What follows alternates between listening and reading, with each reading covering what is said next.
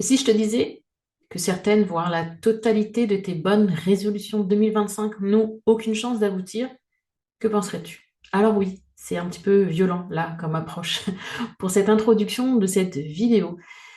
Pourquoi? Pourquoi je l'ai choisi? Parce qu'en fait, le vrai problème, c'est pas de poser ces bonnes résolutions, mais de les choisir avec intention. Combien de fois as-tu terminé l'année en ayant complètement oublié tes intentions et tu t'es remémoré, ah oui, au fait, tiens, au 1er janvier, je me suis dit que je ferais ça, que j'avais dit ça, tiens, j'arrêterai de fumer, j'arrêterai le sucre, je me mettrai au sport, je lirai plus, etc. Puis au final, la fin de l'année, elle arrive et ploc, rien ne s'est passé.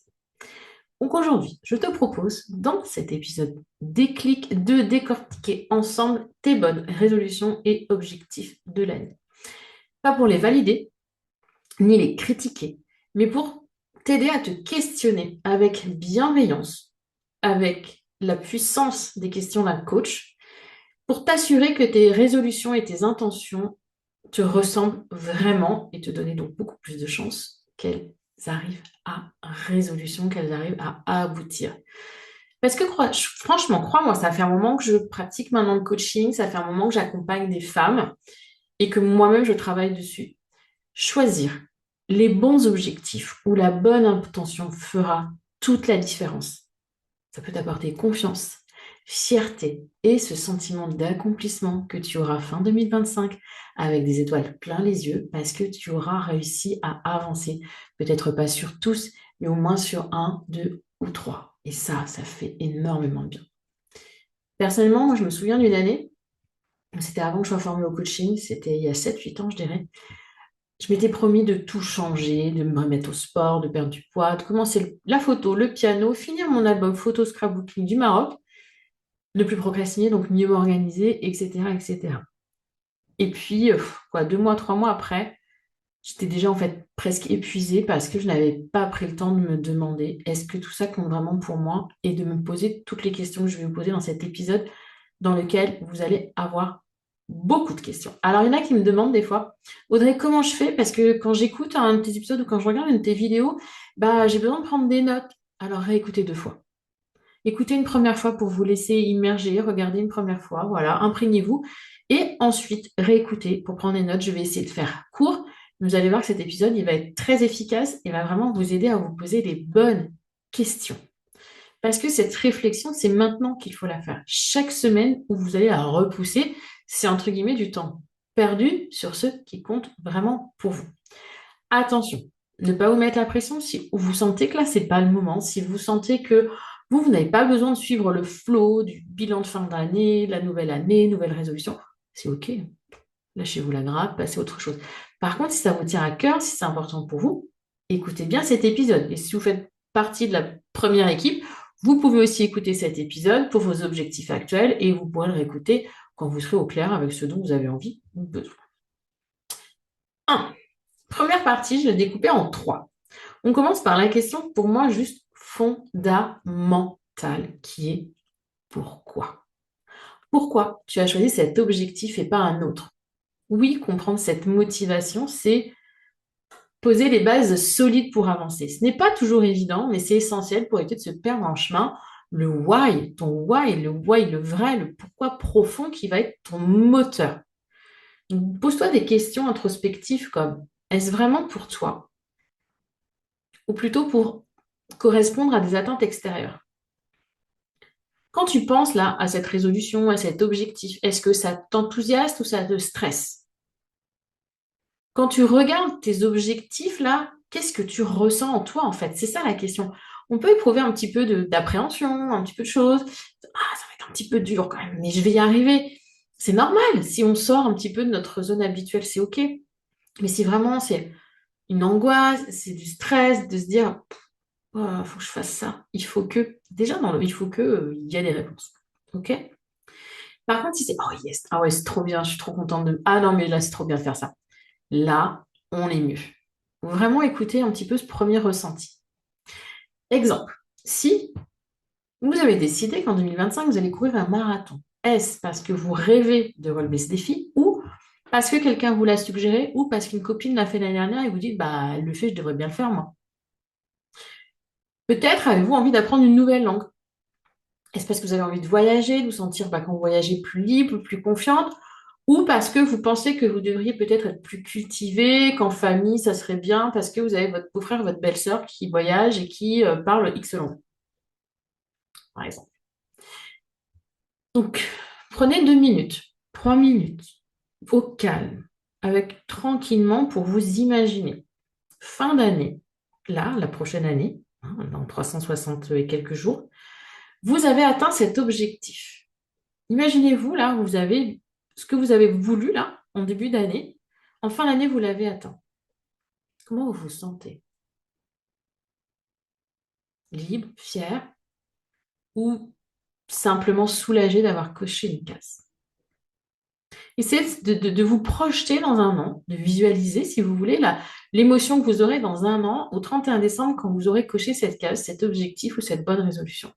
En fonction du ressenti que vous allez avoir, vous saurez déjà dès aujourd'hui si vous avez l'élan et la motivation nécessaires pour avancer. Deuxième point, hyper important. Parfois, nos objectifs, ils sont juste magnifiques sur le papier. Franchement, ils sont juste waouh. Là, on est hyper motivé, on se dit ah, c'est trop bien, nanana. Par contre, on n'a pas réfléchi au fait si c'était réalisable ou pas dans la vraie vie.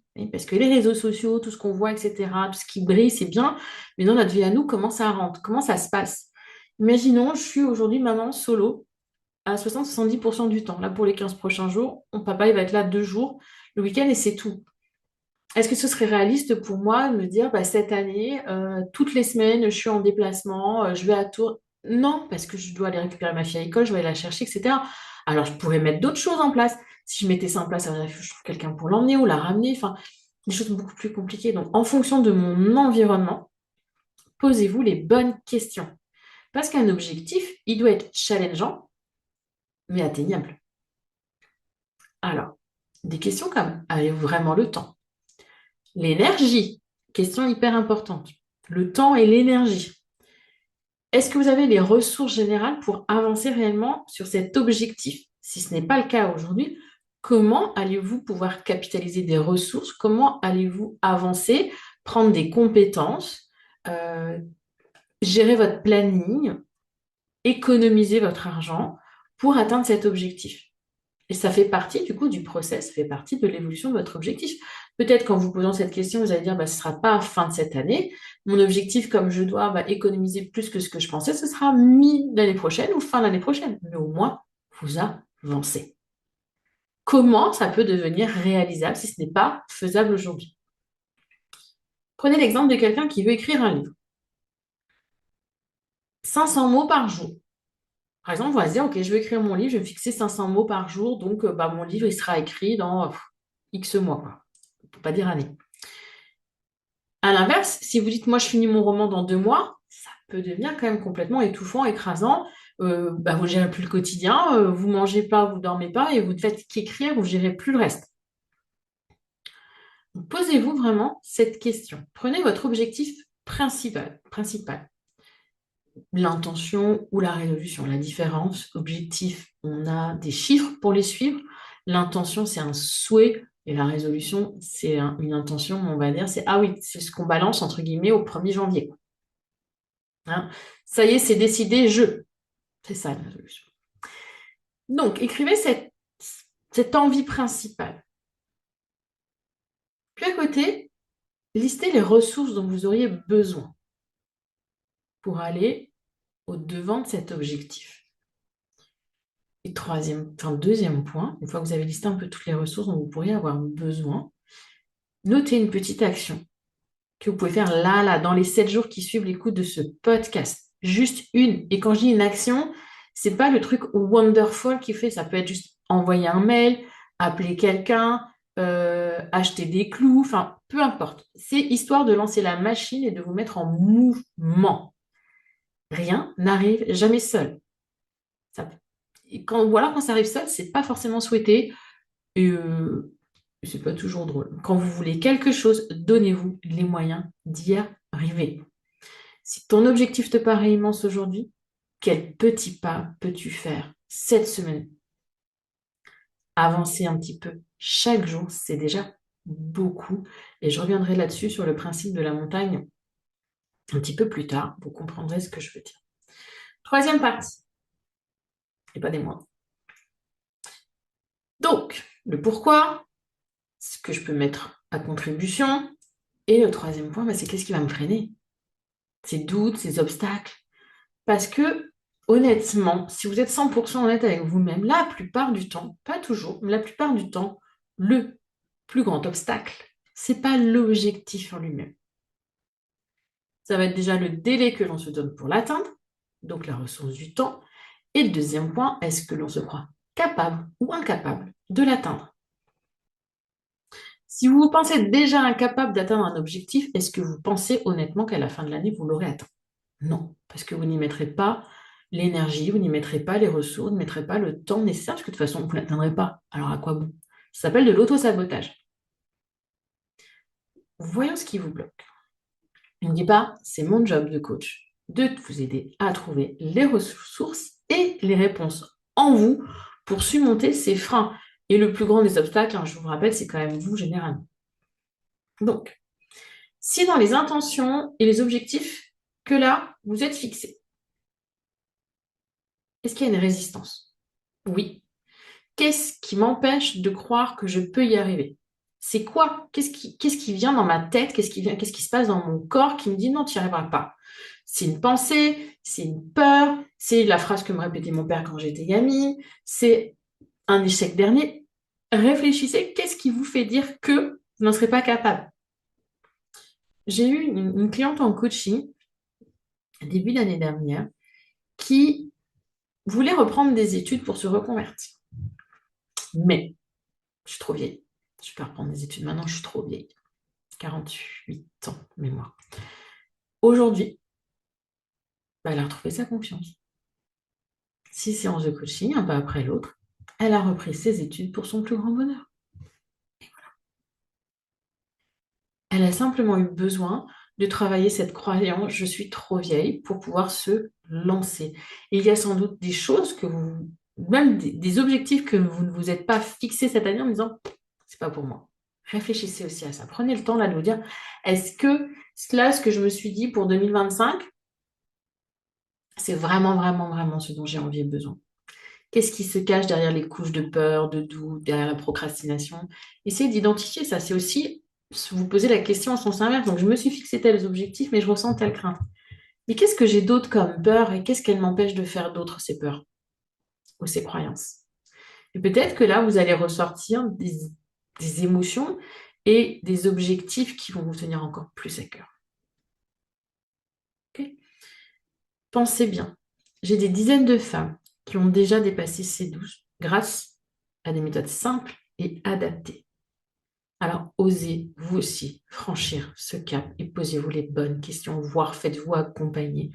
Le temps passe, le temps défile, et je crois qu'il y a une des choses que je vois quand je fais des appels découvertes pour créatrice ou pour le coaching, la culpabilité que ressentent les personnes en disant, mais j'ai déjà perdu trop de temps et je m'en veux. Si j'avais su, j'aurais fait ça avant. Après, bien sûr, on travaille là-dessus, mais c'est dommage quand même de perdre du temps alors que vous savez déjà aujourd'hui que c'est ce dont vous avez besoin. Et petit rappel, très très important là maintenant sur vos objectifs. Rappelle-toi, tu n'as pas besoin de tout maîtriser, juste de commencer. Mieux vous fait que parfait et surtout pas fait. L'important, c'est d'être dans le mouvement, donc de commencer. Donc, on a rapidement exploré tes objectifs sous 3 angles. Leur pertinence, donc leur why, le pourquoi, leur faisabilité via tes ressources et ce qui te bloque. Donc, ce qui te bloque, on l'a vu de manière très rapide, mais c'est déjà pour t'aider à te questionner de manière pas assez superficielle parce que les questions étaient quand même intéressantes, sinon je ne les aurais pas choisies. Mais bien évidemment, tu te doutes que là, tu as eu en 10-15 minutes le condensé d'une séance de coaching que je fais d'habitude en 1 heure.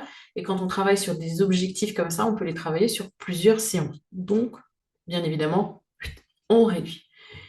Mais j'espère que ça t'a donné une vraie clarté et de l'élan. Chaque jour que tu attends, c'est un jour de plus où tu restes dans le flou. Mais aujourd'hui, là, tu peux choisir de te mettre en mouvement pourquoi pas maintenant? Un premier pas, une première petite action, rien de plus, c'est tout ce que t'invite à faire. C'est même pas je te le demande, c'est je t'invite. Cesse de regarder le haut de la montagne et concentre-toi plutôt sur le premier pas et le chemin à parcourir jusqu'au premier refuge. Parce qu'on voit là le truc qui est super waouh, loin, mais j'en suis pas capable d'arriver là. Mais baissez le regard un petit peu et regardez le premier refuge, le premier niveau. Et si le premier pas était déjà de t'acheter des chaussures de marcher 30 minutes par semaine, puis au bout d'un certain temps, de faire 2 fois par semaine, puis au bout d'un certain temps, faire 1 heure, puis peut-être d'accentuer la difficulté, t'en serais où dans un an? Même si tu n'aurais pas atteint ton objectif de haut de la montagne, tu serais déjà bien plus loin que si tu continues de craindre la hauteur du sommet. C'est ça en fait. Si je continue à voir le haut et que je bouge pas, bah, je bouge pas. Mais si je baisse un petit peu le regard sur l'horizon et que j'avance un peu plus comme ça à mon niveau, en mode un petit peu le dénivelé, la plante très faible, ben moi, j'avance. Et j'avance vers ce que j'ai choisi d'atteindre. Si tu as besoin d'aide pour éclairer ton chemin, trouver tes vrais objectifs, comprendre comment les atteindre, dépasser tes freins et tes blocages, tu le sais, je suis coach. J'ai créé l'accompagnement Créatrice qui est là pour toi. À 4 coachs, on t'accompagne pas à pas avec toujours énormément de bienveillance et de structure. C'est ça qui est important pour moi. Proximité, bienveillance, authenticité. Plus de 50 femmes aujourd'hui franchissent le pas de créatrice. Je suis hyper fière du chemin qu'elles ont parcouru. Je leur fais une petite dédicace spéciale en ce début d'année 2025 avec beaucoup d'émotions. Il y a eu de belles transformations en 2024 comme on avait eu en 2023. Et de voir l'évolution de ces femmes, de voir leur libération.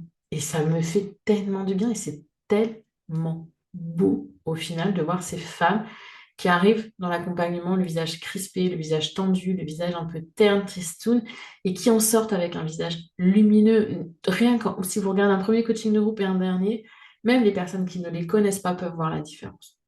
C'est à ton tour.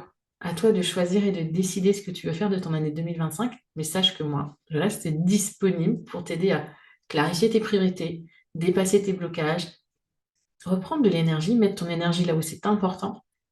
Donc, à toi de choisir. J'espère vraiment qu'à travers ces questions, je t'ai aidé à clarifier tes intentions, objectifs pour 2025.